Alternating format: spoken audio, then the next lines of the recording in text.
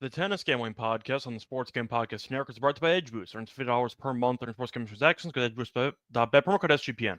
We're also brought to you by Rhythm, the leading data from picks and props. A reminder, they're giving out a $250 future and throwing a March Madness party. Go to sportsgambling.com/party for details.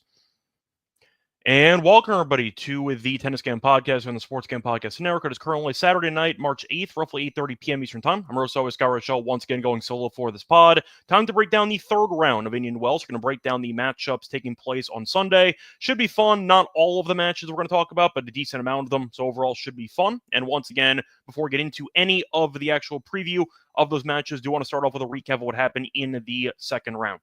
Starting off with the lock and dog picks. Overall, a great episode for us. Unfortunately, we did not get the sweep because we got robbed because of an injury, but either way, ended up having a nice undefeated episode. And so far, undefeated tournament, as we are 3-0-1 in the lock and dog category. So far, Indian Wells starting off with the lock and dog, had a nice win for the lock, had a parlay, had Umber money line against Nishikori, and Paul straight sets to get the job done against Boyer, as he got the job done there easily. So never really in doubt. Both guys won in straight sets comfortably, and that paid out at -107, so cannot complain there. For the dog, we had Watanuki to win a set at +105 against Makic. Makic won the first set, was down a break in the second. I think it was 4-2, and then Makic apparently had some illness, and he ended up quitting. So we ended up getting a void for the dog, even though Watanuki was in a golden opportunity to actually win a set, but unfortunately Makic ended up quitting, and because of that, the bet got voided. So once again, an undefeated episode, but not a sweep. So it could be worse, could be better, and hopefully we'll end up getting a sweep here in the third round of Indian Wells. Now, getting into the, I'd say, bigger recap of the second round. For that, though, and remember once again that you can show support for the show. Like, subscribe, you need to, reminder. You'd also leave a rating and review on Spotify or Apple. Podcast available on audio formats also. So once again, if you want to check out the podcast, I edit it myself, and you can find it on Spotify or Apple if you cannot watch it on YouTube. But a reminder, you can catch the live streams on YouTube, on the simulcast, on the SGPN Twitter account. You can also watch it in video format after the live stream is over. But no matter how you consume it, please leave some feedback and please leave a rating and a review or like and subscribe to help the actual show and channel grow.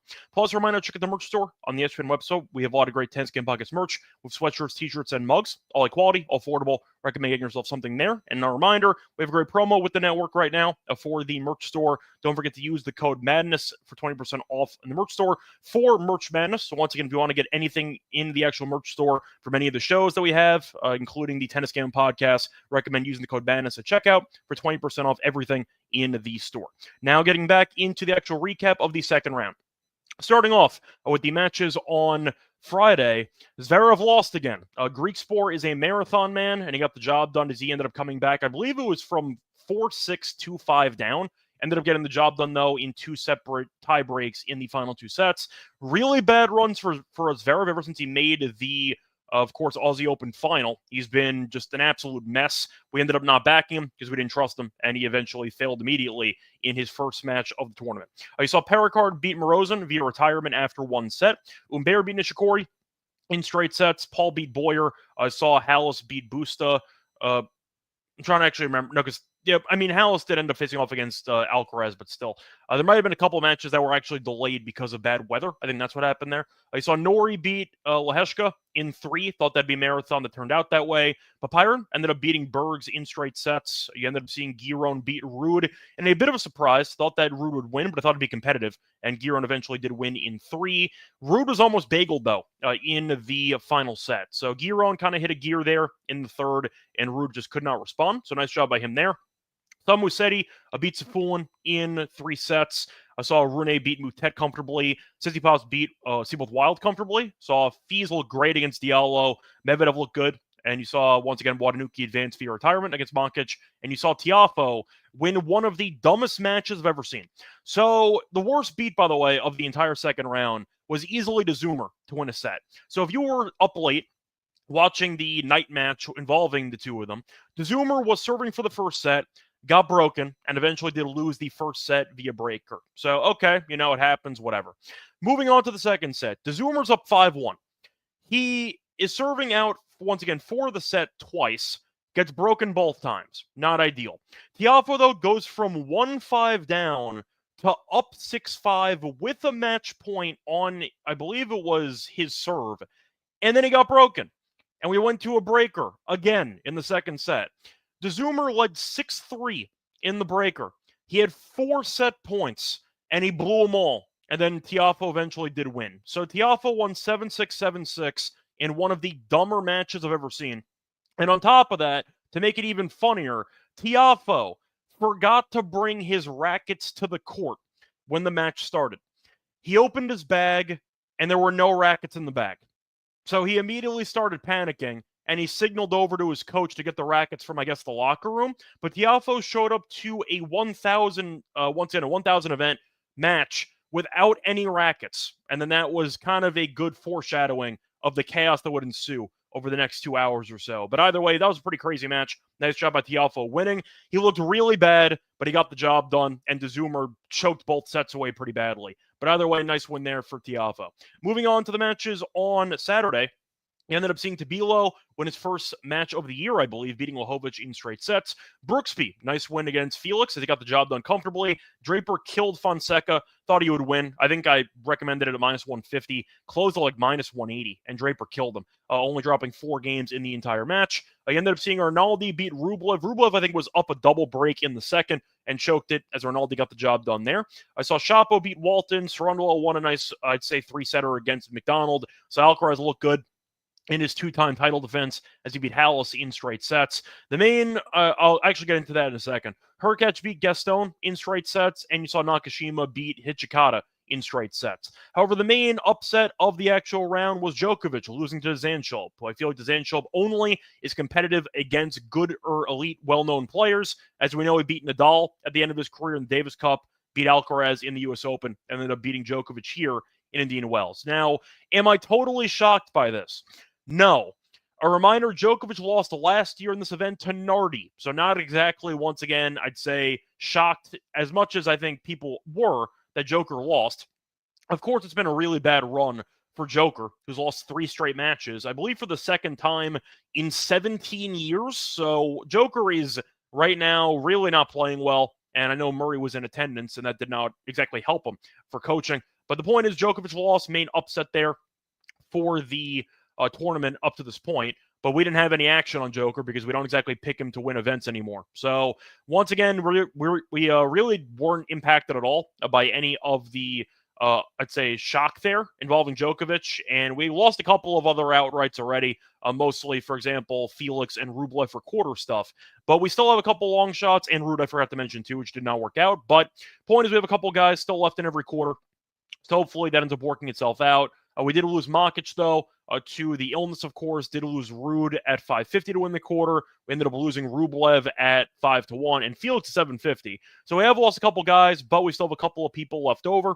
First quarter, we still have Tsitsipas at 4-1, and we have Humbert at 6-1. Second quarter, we have Papiron at 28-1 as our only option left in the second quarter. Third quarter, we have Fritz at 350, and that's the only person we have left. And fourth quarter, we still have Alcaraz at 120, and we also have Monfils at 40-1. We still have all the outrights left to win the event, though, as Alcaraz at 250, Tsitsipas at 2,000, and Humbert at 5,000 are all still alive and well. So we'll see what happens moving forward, but once again, a pretty interesting second round. I'd say nothing now is earth-shattering, but Joker losing again is not a good sign. I remember he said about a year ago, I think, that he was going to retire when he was no longer, I'd say, elite at the sport. We might be approaching that territory. I'm just saying. So we'll see what happens with Joker, but definitely not a good sign so far. After the injury suffered against Zverev in the Aussie Open, it's been rough since, and we'll see how he looks moving forward. Anyway, time to move on into the actual preview of the third round matches here in Indian Wells. Before that, though, I want to remind once again that we are brought to you by EdgeBoost. EdgeBoost has partnered with SGPN, the premier Visa debit card for bettors. A reminder that the card will allow you the ability to avoid the hassle of having your card denied at the sportsbook, DFSA, sweepstakes, racetrack, casino, and you can also earn a bunch of cashback rewards. $10 per month in cashback rewards by using the EdgeBoost card. Your money's also safe. Card is FDIC insured, and the best part, no credit checks. It's completely free. Sign up today, though. Use the code SGPN so you get better cashback rewards and into your status. EdgeBoost.bet, promo code SGPN. EdgeBoost.bet, promo code SGPN. We're also brought to you by MyBookie. MyBookie is the place to bet in every sport. They have props in every game. They also accept customers at a ton of locations, and you can also use crypto for easy deposits and lightning fast payouts. Head to MyBookie.ag, promo code SGPN for 100% deposit match up to $1,000 plus a $10 casino chip. MyBookie.ag, promo code SGPN. Welcome back, everyone, to the Tennis Camp Podcast. Finished, once again, recapping what happened in the second round. Time to move on into the third round. So not going to break down all the matches, missing a bunch of lines, but we do have a decent amount of lines so far. So we're going to go through what we have up to this point. Starting off with the first match, we're going to look at the early match between, we'll go with Greek Spore and Pericard, actually, to start this off. So Pericard and Greek Spore are, once again, expect to have a bit of a marathon here, as the total's at 25.5. Greek Spore is minus 155. Pericard is plus 135. For the game spread, minus 1.5 for Greek Spore, plus 1.5 for Pericard. And for the set spread, you have Pericard in straight sets at around 3-1. You have Greek Spore in straight sets at plus 165. The over 2.5 sets is around plus 130. Now, for the matchup, you're expecting a bunch of breakers. I mean, that's kind of going to be the short, I'd say, version of what people are expecting. However, I will point out that the courts in Indian Wells are still playing pretty slowly, maybe faster than previous years, but it has been pretty slow. Not many breakers, and when there have been breakers, not many, I'd say, sets with 6 holds apiece. So I think you might end up seeing less tiebreaks than expected. But I think it'll be a close matchup. Pericard, though, played 1 set against Morozin. Can't really buy into that, who got injured midway through the first set. Greek Spore, though, had a marathon against Tikmanovic, a marathon against Zverev. He's the marathon king. And if you're looking at the last couple of matches, Greek Spore has gone to a deciding set in 5 of the last 6. So based on that, I think I might like the over anyway. I think the over 2.5 sets is kind of an auto play with Greek Spore at this point, but I am going to go with the over in this one. I think you'll see a decent amount of holds. You might not get breaker, but I think you'll end up getting 3 sets, which should automatically cash the over. So give me the over on that one, both in terms of sets and for games. For the side, I'll go with Greek Spore in this one. I think he's a bit better in terms of well-rounded game than Pericard, and with the slower courts, I think you might end up seeing some openings for Greek Spore to capitalize on in the return game, at least maybe for 1 set. But I do think that he'll be able to showcase the serve and volley game, and I do think after beating Zverev and Tikmanovic in 3 sets apiece, while Pericard has only played 1 set on the courts here in Indian Wells, I think that there's a bit of a court familiarity advantage for Greek Spore. I'll take him to win this one, but I am going to go with the over instead as my favorite play there. Moving on to the next matchup, you have Paul against Norrie. So for this one, Paul's a decent favorite, actually. Paul's around minus 330, give or take. You're looking at Norrie at around plus 270. For the spread, minus 4 for Paul. You have plus 4 for Norrie. The over-under game set at 21.5. For the set spread, you have Paul in straight sets at minus 110. Norrie to win a set is at minus 120, and the over 2.5 sets is a plus 150. So they faced off a couple of times already in their career, faced off about 5 times. However, every meeting was 2022 or prior, so no recent meetings between them. But based on the head-to-head, you tend to see Norrie look pretty good. Norrie's won the last 3, actually faced off in this event back in 2021, and Norrie did win in 3 sets. But you saw Norrie beat him in Wimbledon 2022 most recent meeting. So Norrie is 3-2 head-to-head, but he's 3-0 in the most recent 3 meetings. So I guess you can argue he's got an edge there if you want to factor in meetings from about 2-3 years ago. Paul, though, has looked fine so far in the event. He ended up having a bye, then beat Boyer, who I don't think is really worth a damn. That's why we took Paul 2-0 in that match. So I didn't think he really had to do much, but he's looked good in what I watched. So either way, Paul looked fine, but not really a worthy opponent in the first round or first matchup. It's tough to evaluate just how in form Paul actually is. Now, Norrie, though, has been good. Beat Nardi in straight sets, and ended up beating Leheshka in 3. Good win there, was a marathon. He actually fought off a couple break points, I believe, in the late stages of the 3rd set. Then he came back on the boomerang breaking and eventually did win in the 3rd set. So for this one, I'll put it simple. I'll just put it in a simple, I'd say, frame of mind. I think minus 320 is way too big of a favorite for Paul. I think that Norrie should be a bigger dog. I think that Paul should be, in my opinion, maybe minus 180. But minus 320 is massive. I understand that he's American. I get the crowd support's there. Norrie is a former champion at the event. Said before, Norrie did beat him in this event a couple years ago. So I am aware that, once again, it is a pretty, I'd say, slippery slope when you want to factor in, I'd say, head-to-head meetings in this event from 4 years ago. So I am aware that might not be worth that much, but at least it tells you that Norrie's comfortable in the courts here against Paul, former champion. Paul played one guy who I don't think is really worth a damn. Norrie beat Leheshka, who's solid, and Nardi, who I don't think is really that good. But Nardi did beat Djokovic on the courts here last year. So I think Norrie's pretty live to win it, actually. I don't mind the plus 4. I think it'll be close. Think that it'll go 3 sets, so I do like the over for this one at, once again, 2.5 sets at plus 150. But Norrie to win a set at minus 120, I think is actually a pretty decent deal. And I think that Norrie's looked pretty good lately. So based on that, I will go against Paul. I think the value is on Norrie for me. I think he can potentially win the match. If he's going to win, it'll be 3, though. So you might want to go for Norrie 2-1 instead for extra value. But give me the over. Once again, 2.5 sets, and I'll go with the games here for Norrie +4 as my main thought for that one. Moving on to the next matchup we're going to talk about. You have Rune against Humbert. Should be fun. In fact, the line's pretty close. So Humbert is the favorite here, as he is around -150. You have Rune at around +130. For the spread here, -2 for Humbert, +2 for Rune. The over-under game set at 23. For the set spread here, you have Humbert in straight sets at +165. Rune in straight sets at +325. The over 2.5 sets is around +125. So for that history, faced off a couple times, actually, and Rune's 3-0. Faced off in the Australian Open about 2 years ago. Rune won in straight sets. Faced off in Basel 2022. Rune won in straight sets. Faced off in Indian Wells in 2022. And Rune did win in straight sets. So Humbert, once again, has improved a lot over the last couple of years, but Rune has kind of owned him in the head-to-head. In fact, he is 7-0 in terms of sets. Never dropped a set to Humbert, and I said before, kind of like the Norrie situation against Paul, did beat him in this tournament a couple of years ago. So we saw Rune look really good against Moutet, who's been really bad lately. So it's tough to evaluate if Rune is in good form or if Moutet is just an absolute freefall right now, waiting for the clay season. So we'll see. But Rune did look good in that first matchup. Now, Humbert looked good against Nishikori. It was a good matchup for him because Nishikori had a marathon against Munar in the first round where he was cramping late in the third set, and I just felt like it was a great spot for Humbert. That's why we backed him on the money line in the parlay for the lock. Thought that it was a great matchup and a great spot for him, and he came through. He looked fine, though, but I think based on the actual matchup and head-to-head history, I think I have to go with Rune in this one. Hope I'm wrong because I have Humbert to win the quarter and to win the event. But I think +135 for a guy that's 3-0 lifetime and has never dropped a set, 7-0 in sets against this guy, I think it's a pretty good value play. And I think that Rune should be a smaller dog. I think Humbert should be -125, -130.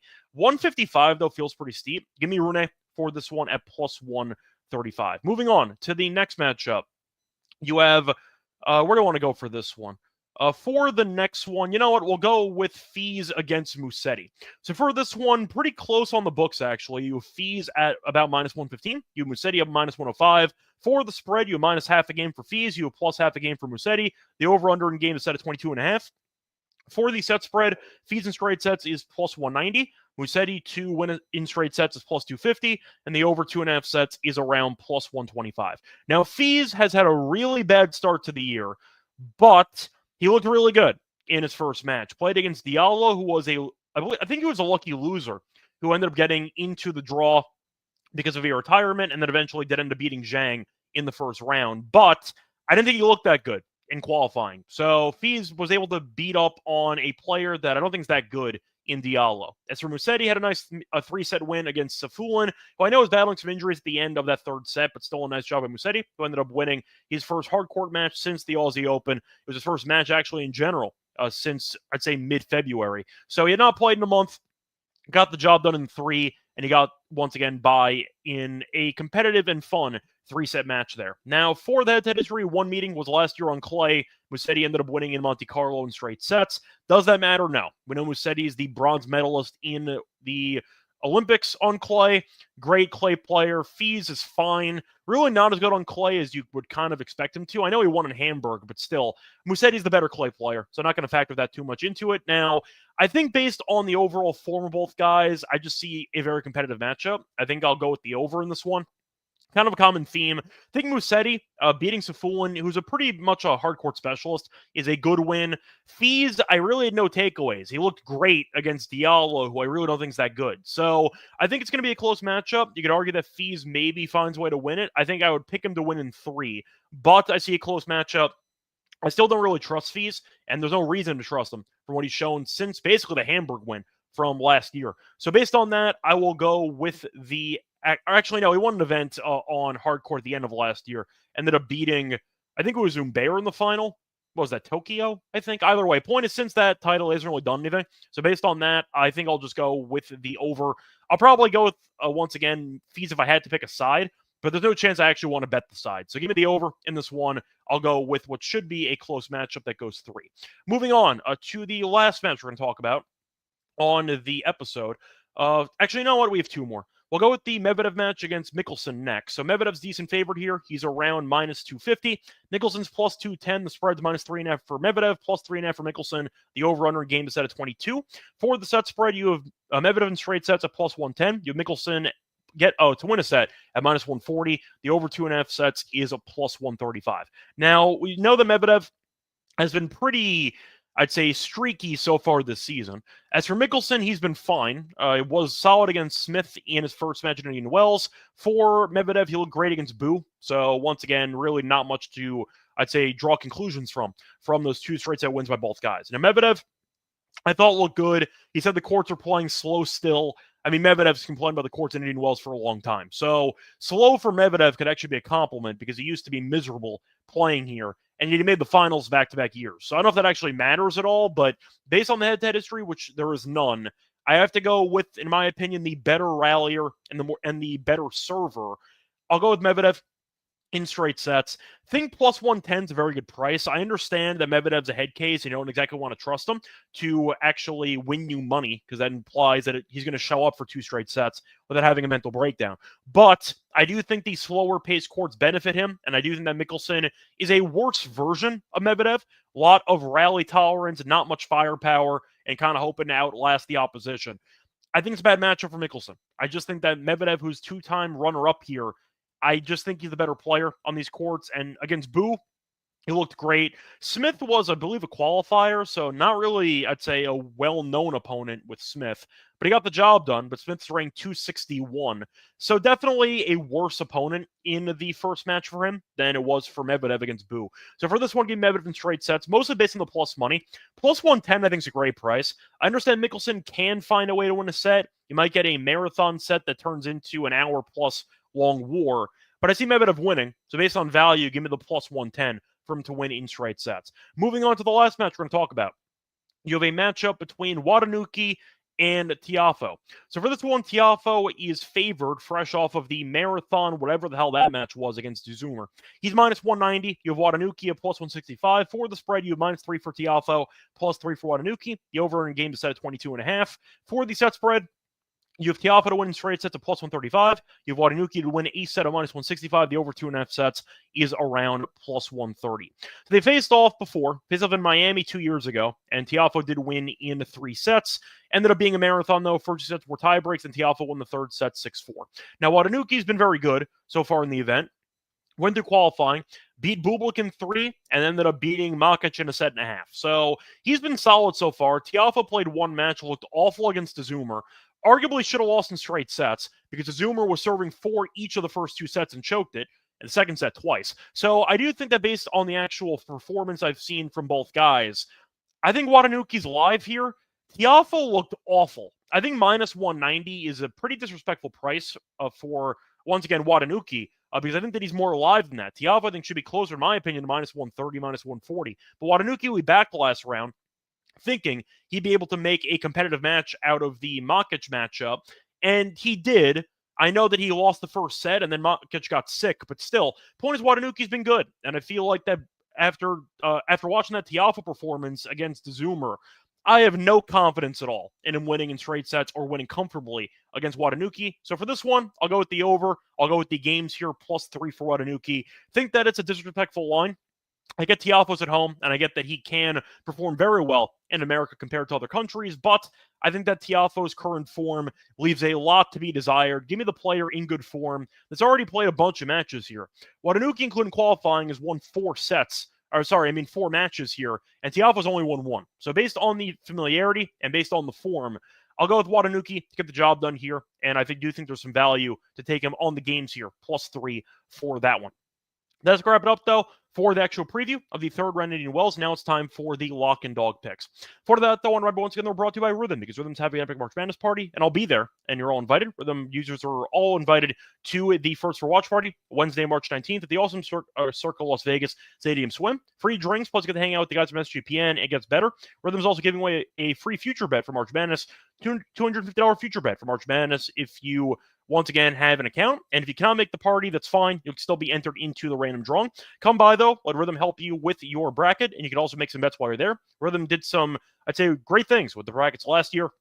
with picking Duquesne, NC State, and Oakland upsets in the first round, and they also had a bunch of brackets with NC State making the Sweet 16. 45% of rhythm brackets had NC State making a pretty deep run, so they got that one right. Free party, though, plus a chance to $50 future bet. Go to sportscampus.com/party for details.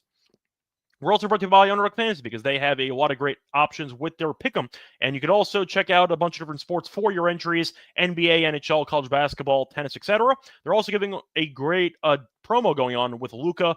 They're offering Luka Doncic discount for every Laker game for the rest of the season. And a reminder, for your upcoming entries, you can also use a great sign-up promo with us when you make your new account. Because if you use the code SGPN when you sign up for your new account with Underdog Fantasy, you get a special pick and for $100 offer up to 1 game bonus cash on fantasy promo code SGPN. Welcome back, everyone, to the Tennis Game Podcast. Finished breaking down pretty much every match for the third round. Now it's time for the lock and dog picks. Now, we did skip a couple of matches, which we were going to go back to for the lock and dog picks. So using the process of elimination, the two matches we ended up skipping were the Berrettini-Tsitsipas match and the Giron and Papiron match. Starting off with the lock for the episode. We are going to go with Tsitsipas on the money line at -115. Now, this line was actually -150 earlier today, plummeted to about -115, and I really don't know why. I think that Tsitsipas is the better player right now. I want to point out that Tsitsipas, since changing rackets, has been great. He's won 6 straight matches since switching rackets. So Tsitsipas has kind of found a certain newfound confidence, and he looked good, you can see, with Wild. So I think that he should look good once again. Do want to point out, though, he's owned the head-to-head against Berrettini. Now, you're looking at the head-to-head history. Tsitsipas is currently 7-1 lifetime against Berrettini. And on top of that, it actually gets worse for Berrettini because Tsitsipas is 5-0 lifetime on hard court against Berrettini. So Tsitsipas, we saw them face off actually about a week and a half ago in Dubai. It was a competitive match, win 3 sets, but Tsitsipas did win en route to winning the title. Point is, though, when you're 5-0 lifetime on hard court against an opponent, I do think that you are in a good spot to get the job done again. -115, though, basically a coin flip when he's in great form, winning 6 straight. He's 5-0 lifetime against Berrettini on hard court, and he beat Berrettini on hard court a week and a half ago. So I think that the price is too cheap. Give me Tsitsipas at -115 to get the job done in this one. For the lock. For the dog, though, I am going to go with the Giron and Papiron match. Give me the over 2.5 sets at +135. So Giron's been a bit of a marathon man recently. 3 of his last 5 matches did not in straight sets. Saw him beat Ruud in 3 in the first match that he had here. Papiron, though, I know he played well against Bergs. Could have easily dropped the set, though. I believe he won 7-6, 7-5. But the point is he has been dropping sets, not exactly been in great form over the last couple of months. Papiron's lost at least 1 set in 7 of his last 9. So you have seen both guys dropping sets recently. I think you should see a pretty fun war between those two guys. And the head-to-head history does definitely support the actual play.